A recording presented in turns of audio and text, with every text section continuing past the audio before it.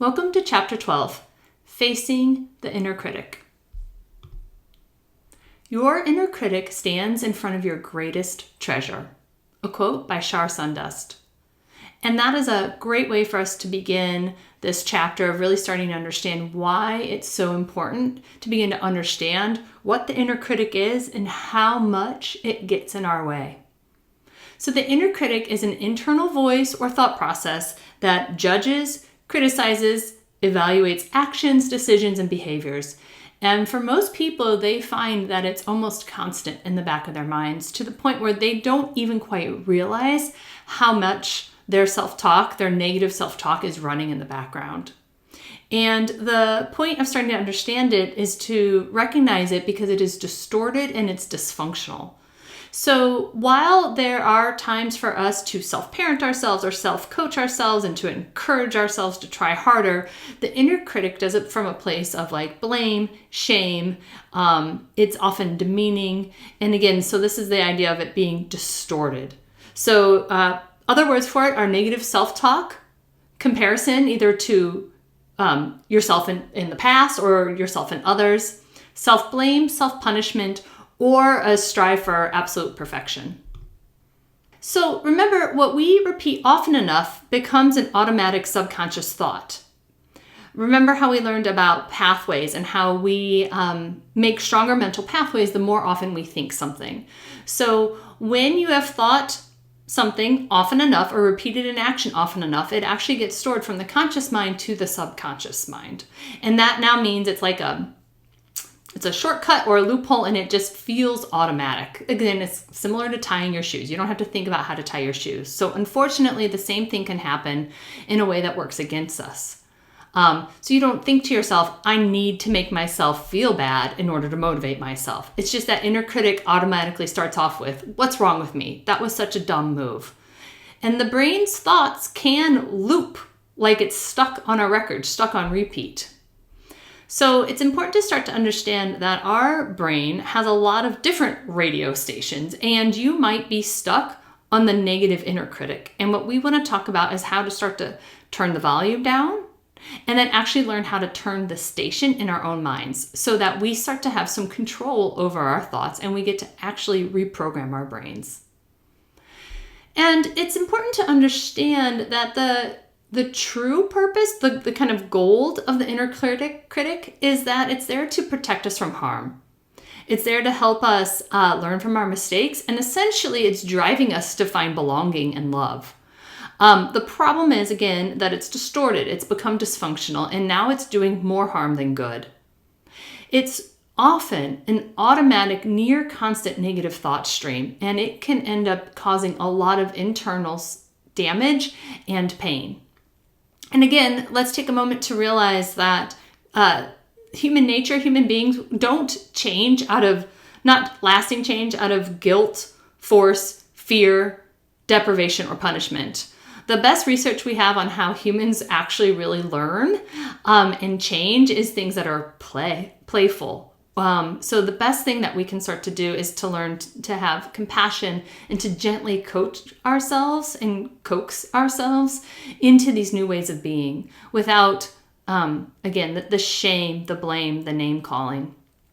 And I just included this tiny little graphic here because I often like to think about the ways that we need to encourage ourselves as like a small little kitten that's either stuck in a tree or under a bed. If you yell at that kitten, all it's going to do is cower and hide further. And so when we yell at ourselves, we're essentially creating that same thing. The parts of us that do desire change just end up feeling so broken down or crushed or collapsed that we end up like hiding. And so we want to learn how to gently encourage ourselves and to pull ourselves forward. And that's going to be one of the biggest things that a person can learn, that they are in actual complete control of reprogramming themselves out of a negative inner critic. So one of the really wonderful ways to start to re-understand how to look at yourself is that typically we are programmed in childhood to think of ourselves as either good or bad.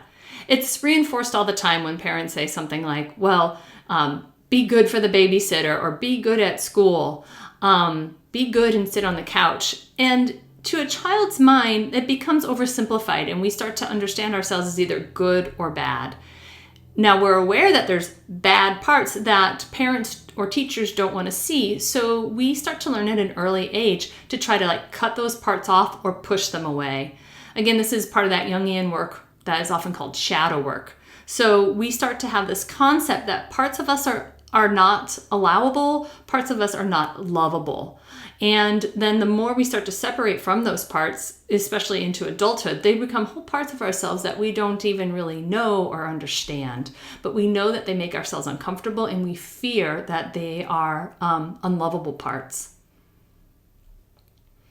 So in some ways, pain is one of our greatest teachers, because it helps take us where we wouldn't go on our own. So if you have been cut off from parts of yourself, if you have parts that you believe are unlovable, parts that you're not even sure exist but you're scared to touch, often what happens is through the voice of the inner critic that we start to have suffering or pain. And through this whole course where we're learning about anxiety and sensations and pain, we're learning to turn and face our pain. We're learning to learn and look at what we carry within us. And so the idea here is to start to create a new philosophy that we are not good or bad beings. We are whole beings. To strive for a sense of completeness, a goal of integration and self-acceptance. And that can mean accepting all the parts of ourselves, even the parts we don't understand, or the parts that we have to learn some forgiveness about, but that we're looking to find a sense of balance and harmony within a whole self, and to start to reduce that sense of being fractured. Often, too, what happens when parts are fractured is it's almost like the skeletons in the closet, or the scary shadows at night for a child, is that those parts start to almost feel like they're taking on a life of their own. And so we start to get really afraid that there's monsters or beasts inside of us if we actually let ourselves be free, or if we let ourselves be open and whole and complete. Typically what it turns out to feel for most people is like you're just shining a light in the basement and you start to see your different selves. But there's no monsters, there's no beasts. It's just all the different parts of ourselves, and sometimes parts that have been forgotten, either shamed by ourselves or shamed by other people, especially during childhood. So these parts are often also pretty young. So one of the keys in starting to change how you work with your inner critic is to start to recognize it. Again, because it's automatic, it can happen a lot. So pain is our conscious indicator that I am thinking a thought that is causing self-harm. So I want you to practice just noticing how painful that inner critic is.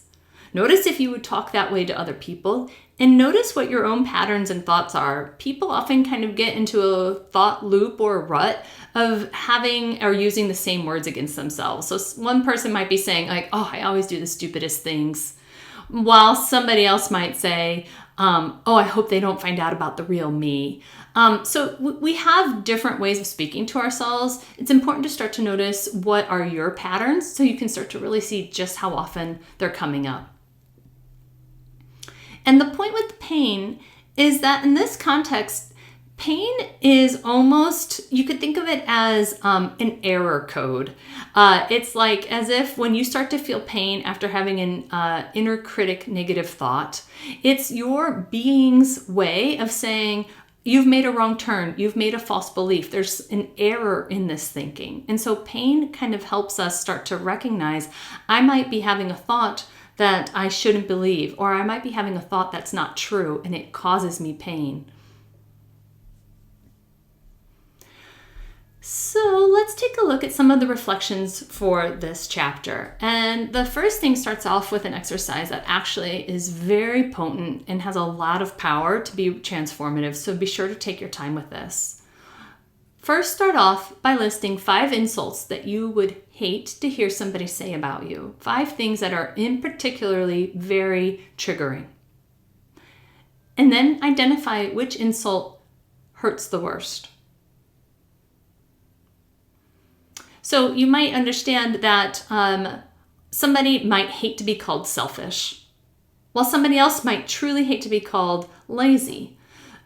We all have different triggers and pain points, so think about what applies to you. And then make a list of 5 insults that wouldn't bother you at all.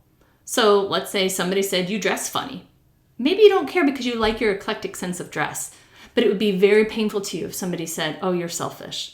So take a deeper look to really clue in to what would be your pain points around insults. What would somebody potentially label you as, or whatever you might also label yourself as.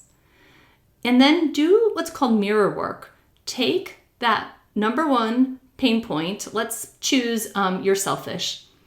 Set the timer for 2 to 3 minutes and look at yourself in the mirror repeating, you're selfish, you're selfish, you're selfish, you're selfish, over and over for the full 2 to 3 minutes. Now, you will probably notice that you will go through a wave of emotions about this. And this might be a spoiler alert, but what typically happens is once you've said it a certain amount of times, there's something that becomes kind of dulling to the words. And again, part of what we're doing here is we're taking the unconscious and we're making it conscious. We're saying it over and over so many times that our adult brain really gets to look at this word within the syntax of how it's said, and it starts to lose its power. So it's a potent exercise, it's a powerful exercise, it's an emotional exercise. So please set yourself up with a time that you have to kind of allow yourself some completion and some resolution after you go through it. And then follow up with some additional questions to start to understand your own inner critic. What is my inner critic telling me right now? That's a great question to ask yourself throughout the day as you're starting to understand how much and how your inner critic speaks with you. Check in with yourself and ask, how often do I actually listen to my inner critic? So you hear it all the time. How does it affect your actions, your behaviors? How do you respond? And then imagine, how would you respond if you stopped listening to that inner critic? And finally, a helpful way of internalizing the inner critic and integrating the inner critic is to ask if there's any positive aspects of the inner critic. For example, even though it might be causing harm in its distortions, is its actual goal to help you find love or a sense of belonging? So take a deeper look at its original intention, at the little bit of gold or the pearl that's in this. Okay, this completes the chapter on inner critic.